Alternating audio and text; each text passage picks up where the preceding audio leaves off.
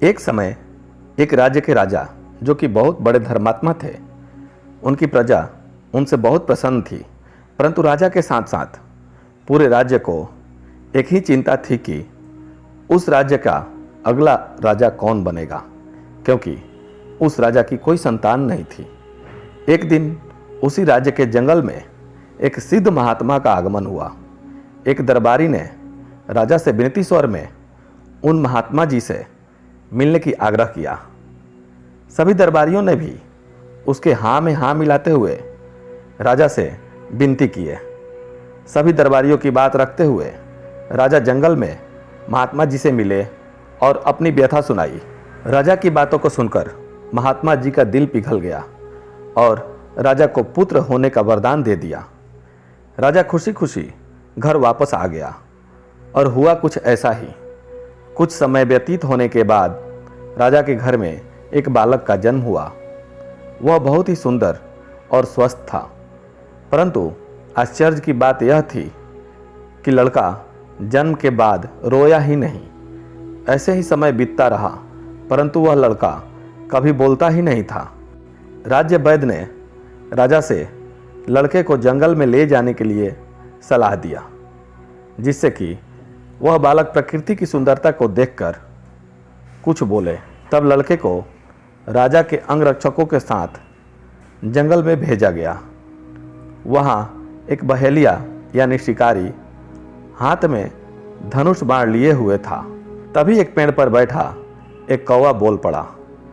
कौवे के बोलते ही उस बहेलिये ने कौवे को मार डाला। यह देखते ही राजकुमार बोल पड़ा, बोला तो मरा। अंगरक्षकों ने जैसे ही सुना, वे लोग राजा के पास गए और सारी बात बता दी।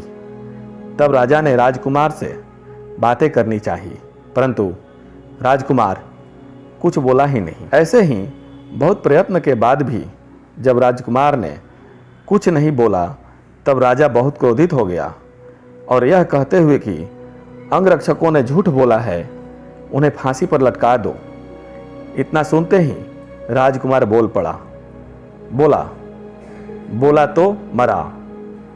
पूरे राज दरबार में सन्नाटा छा गया और राजा ने विनीत स्वर में कहा कि पुत्र तुम बात क्यों नहीं करते। तब राजकुमार ने कहा, हे महाराज, कौवा अगर जंगल में नहीं बोलता तो आज वह जीवित रहता।